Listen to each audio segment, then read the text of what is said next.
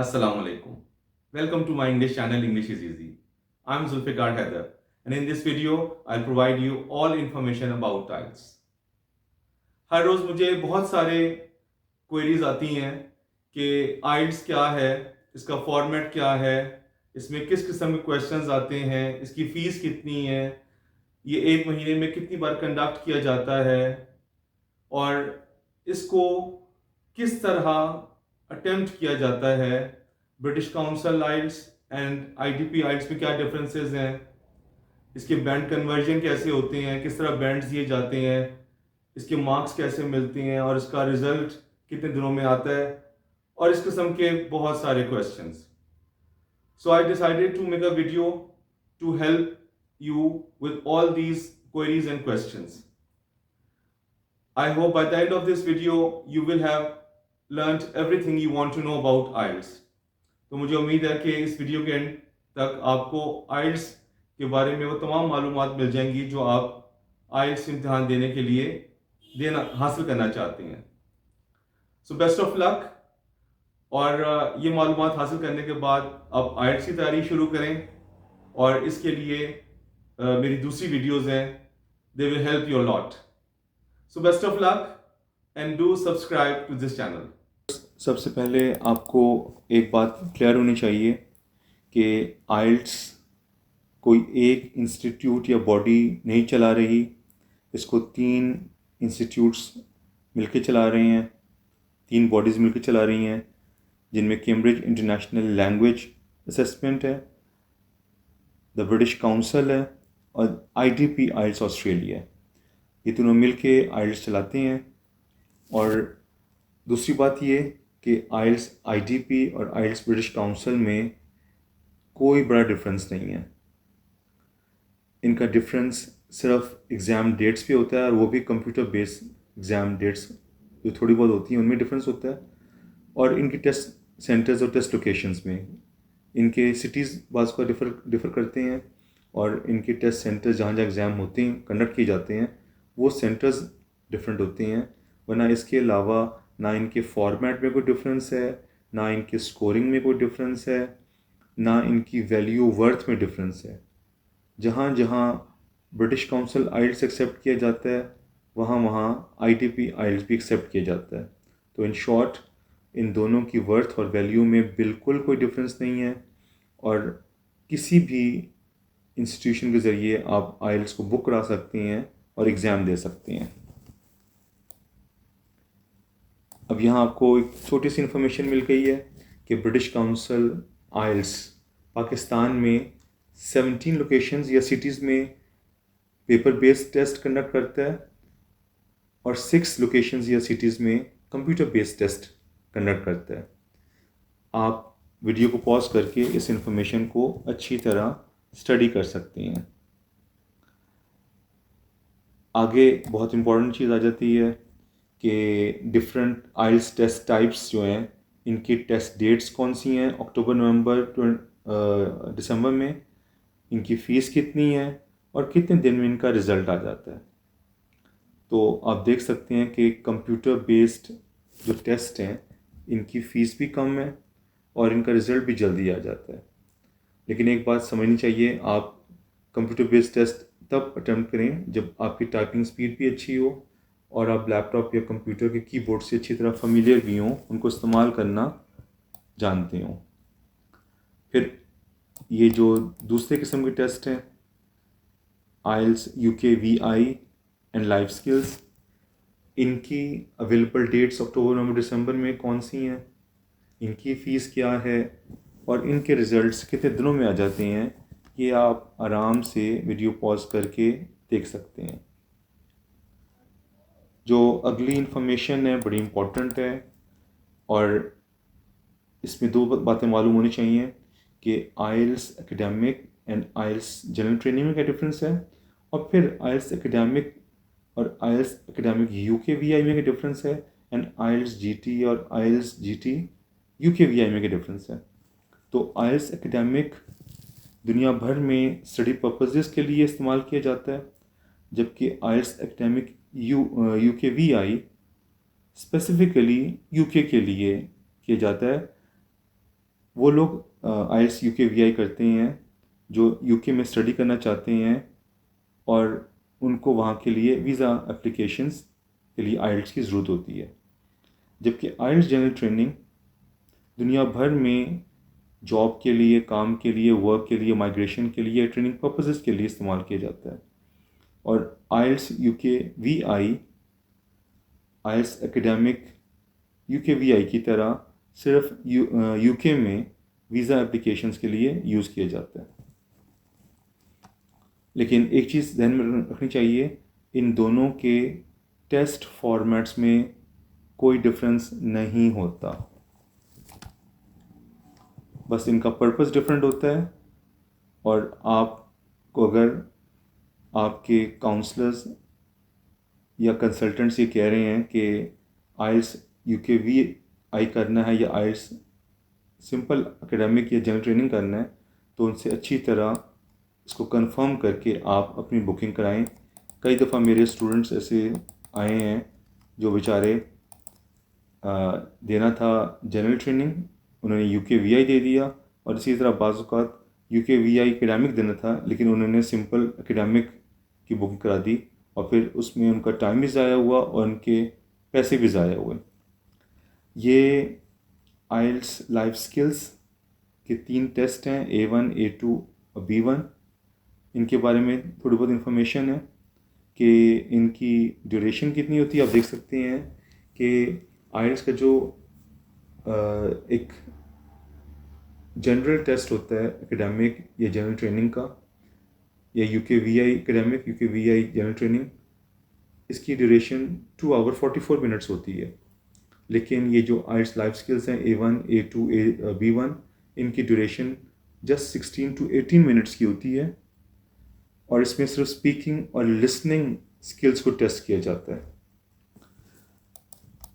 दूसरी बात जो आपने याद रखनी है कि जो आइल्स लाइफ स्किल्स A1 है, ये ऑलमोस्ट 3.5 आइल्स बैंड से नीचे कंसिडर किया जाता है, जबकि A2 लाइफ स्किल्स A2 है, ये आइल्स 3.5 बैंड के बराबर कंसिडर किया जाता है।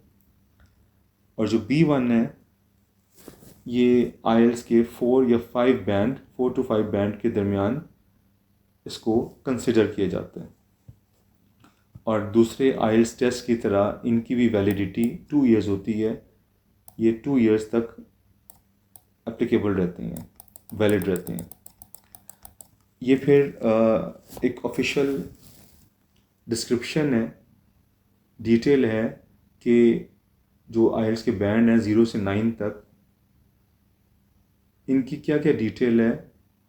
जैसे फॉर एग्ज़ाम्पल बैंड 9 होल्डर को एक्सपर्ट यूज़र कहा जाता है, और इसमें आप एक्सपेक्ट करते हैं कि कैंडिडेट को इंग्लिश पे कंप्लीट कमांड थी और कंप्लीट अंडरस्टैंडिंग थी, और वो बहुत कंफर्टेबली और परफेक्टली इंग्लिश लैंग्वेज को यूज़ कर सकता है।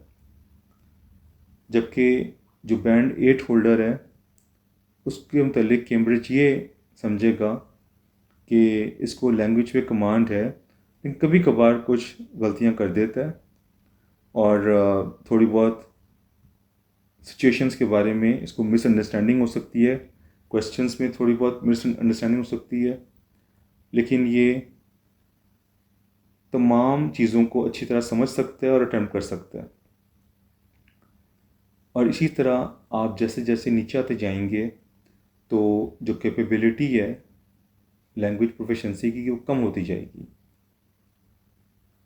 और ज़ीरो बैंड में आप देख सकते हैं, अगर किसी का ज़ीरो बैंड हो, आम तो होता तो नहीं है, तो उसका मतलब ये है कि जो कैंडिडेट था उसने सारा पेपर खाली छोड़ दिया, उसको अटैम्प्ट ही नहीं किया।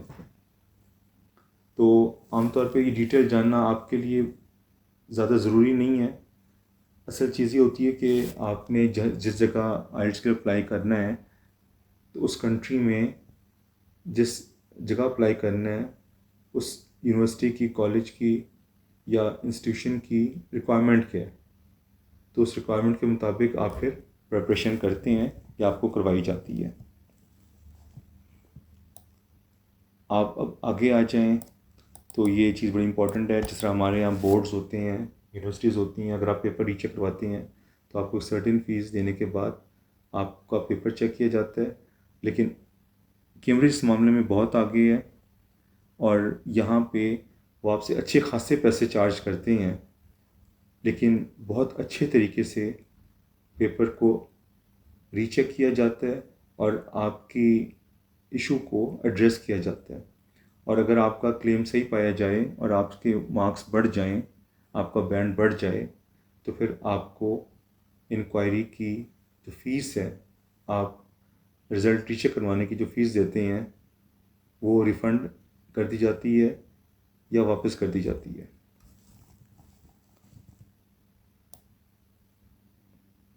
अब इसके बाद ये जल्दी से आप देख लें कि टेस्ट फॉर्मेट क्या है। 2 आवर्स 44 मिनट का टेस्ट है और इसके 4 मॉड्यूल्स हैं। इसी सीक्वेंस में ये टेस्ट कंडक्ट होता है। पहले लिसनिंग टेस्ट होता है, फिर रीडिंग होता है, फिर राइटिंग होता है और स्पीकिंग टेस्ट इन तीनों से 1 to 7 डेज़ के गैप से होता है। और रीडिंग, लिसनिंग, राइटिंग एक जगह पे होता है, जबकि लिसनिंग किसी और जगह पे कंडक्ट किया जाता है।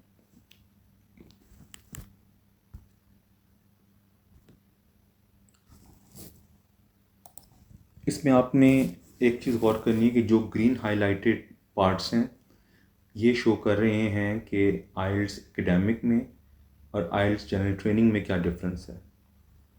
तो ये आप देख सकते हैं कि बाकी सारा आइल्स तकरीबन सेम होता है, बस ये जो रीडिंग और राइटिंग है इनमें ज़रा डिफरेंस है।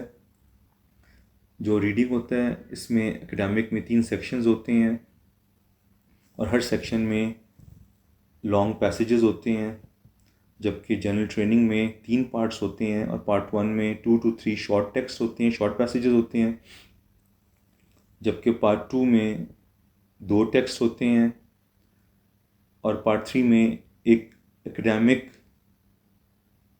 लेंथ का पैसेज होता है। तो इसी तरह राइटिंग में जो डिफरेंस है वो सिर्फ टास्क 1 में है।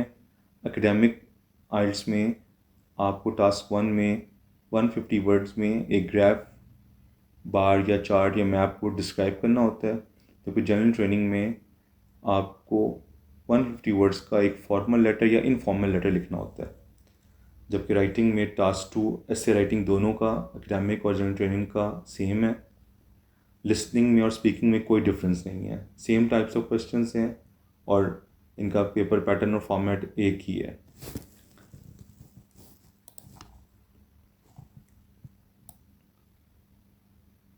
आगे हम जल्दी से देखेंगे कि इन चारों मॉड्यूल्स का पेपर पैटर्न क्या है।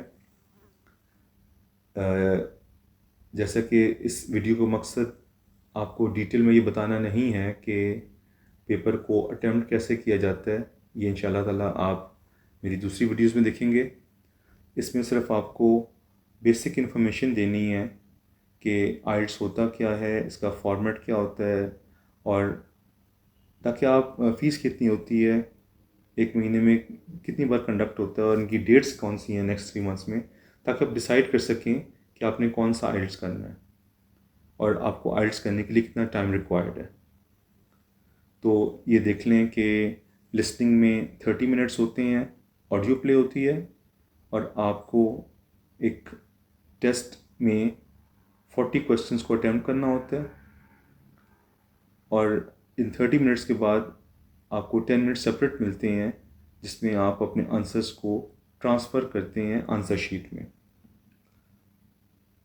रीडिंग में टोटल टाइम 60 मिनट्स का होता है और उसमें 10 मिनट्स इंक्लूडेड होते हैं।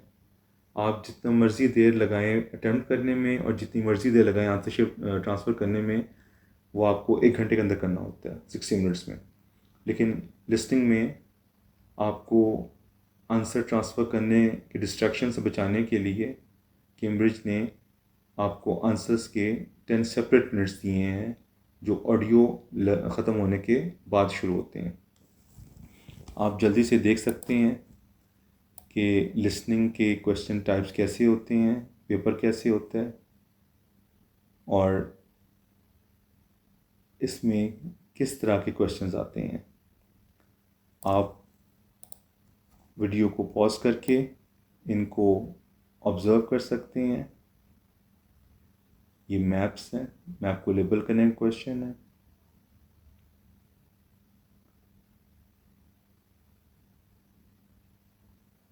और इन सब क्वेश्चन टाइप्स को अटेम्प्ट करने के टिप्स, टेक्निक्स, मेथड्स आप मेरी दूसरी वीडियोस में इन डिटेल देख सकते हैं और समझ सकते हैं। फ़िलहाल ये यहाँ आपको मैं सिर्फ फेमिलराइज़ करा रहा हूँ कि आइल्स का फॉर्मेट क्या होता है, ताकि वो बच्चे, वो कैंडिडेट्स, वो व्यूअर्स जिनको आइल्स के बारे में कोई इन्फॉर्मेशन नहीं है, उनको मालूम हो जाए कि आइल्स होता क्या है और इसका पेपर कैसे होता है, कैसे नज़र आता है, ताकि वो अपने आप को मेंटली तौर पे प्रिपेयर कर सकें। ये आइल्स एकेडमिक रीडिंग का पेपर सैम्पल आ गया, आप देख सकते हैं। इसमें 3 पैसेजेस हैं, लॉन्ग पैसेजेस हैं, और हर पैसेज के एंड पे, हर सेक्शन के एंड पे क्वेश्चंस हैं। MCQs, fill in the blanks, headings matching. तो ये सारे क्वेश्चंस आप डिटेल से करेंगे जब आप आइल्स की प्रिपरेशन स्टार्ट करेंगे। ये जनरल ट्रेनिंग का सैम्पल है, आइल्स जनरल ट्रेनिंग रीडिंग का। टाइम इसका उतना ही जितना कि एकेडमिक का होता है, दोनों का 60 मिनट्स का होता है। बस डिफरेंस ये है कि इन दोनों के नंबर ऑफ़ पैसेजेस डिफरेंट हैं और लैंग्वेज डिफरेंट है। जनरल ट्रेनिंग की लैंग्वेज सिंपल है, लेकिन इनकी मार्किंग टफ है। फॉर एग्ज़ाम्पल, अगर जनरल एकेडमिक रीडिंग में आप एक मिस्टेक करते हैं, 39 आपके आंसर सही हैं, तो आपको 9 बैंड मिलेगा। लेकिन अगर आइल्स जनरल ट्रेनिंग में, रीडिंग में आप एक गलती करते हैं, तो आपको 8.5 बैंड मिलेगा, आपका 0.5 कट जाएगा। तो ये आप कन्वर्जन टेबल में आगे देख सकेंगे। तो आप देख रहे हैं कि जनरल ट्रेनिंग की लैंग्वेज भी आसान है, क्वेश्चंस ट्रिकी होते हैं, लेकिन गौर से किया जाए तो इट्स वेरी इंटरेस्टिंग। और ये इनके क्वेश्चन टाइप्स भी देखें, वही क्वेश्चन टाइप्स हैं जो एकेडमिक में हैं।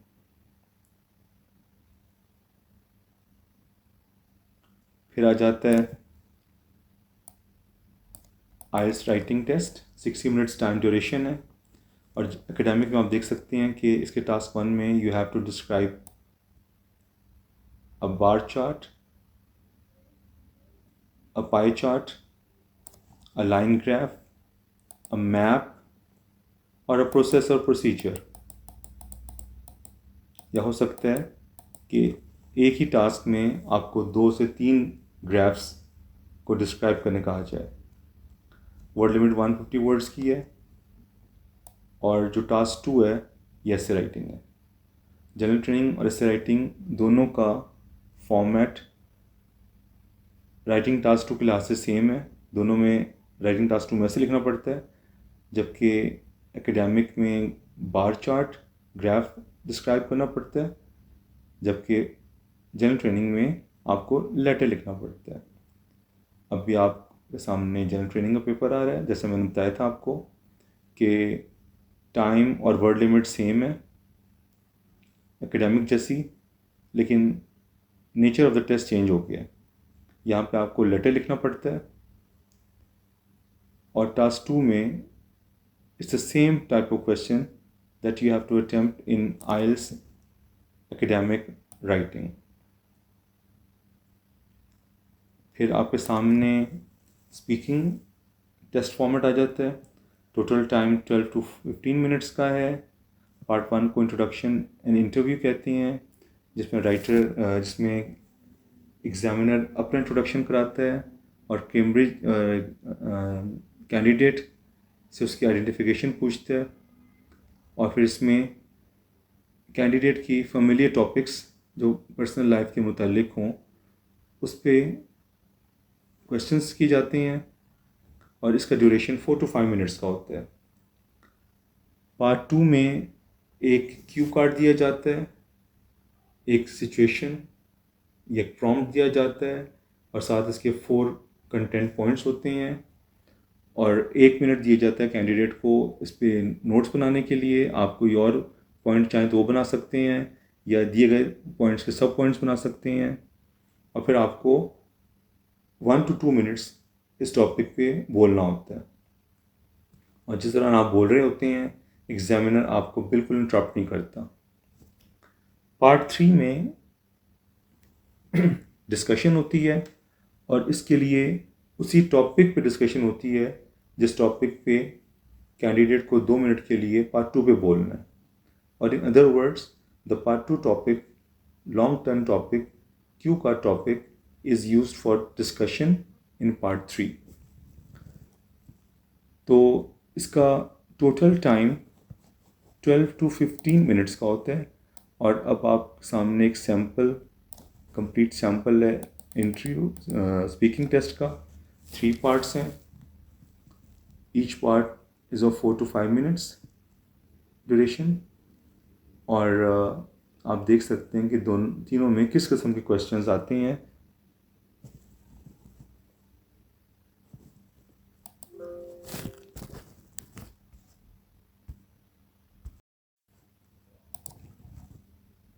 तो now we have reach the last part of the video कि किस तरह आप जो पेपर अटैम्प्ट करते हैं उसको मार्क किया जाता है। तो लिसनिंग और रीडिंग की मार्किंग ज़्यादा टफ नहीं होती, उसमें एग्जामिनर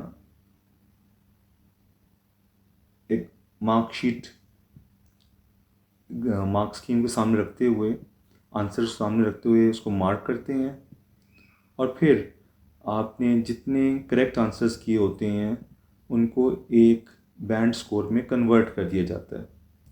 फॉर एग्ज़ाम्पल, अगर किसी के लिस्टिंग में 4 to 5 करेक्ट आंसर हो तो फिर उसका बैंड 2 होगा और अगर किसी के लिस्टिंग में 14 to 15 आंसर्स करेक्ट हैं तो फिर उसका बैंड 4.5 होगा। और इसी तरह अगर जनरल ट्रेनिंग में किसी के 34 या 35 आंसर्स करेक्ट हैं तो उसका 7 बैंड बनेगा और अगर एकेडमिक में किसी के 19 to 22 आंसर्स करेक्ट हुए हैं तो उसका बैंड 5.5 बनेगा। तो ये कोई फाइनल कन्वर्जन टेबल नहीं है, इसमें चेंजेस होती रहती हैं, लेकिन आप अपने आप को समझाने के लिए, समझने के लिए कि इस तरह आपका लिसनिंग और रीडिंग पेपर चेक होता है और उसको कन्वर्ट किया जाता है एक स्पेसिफिक बैंड स्कोर में।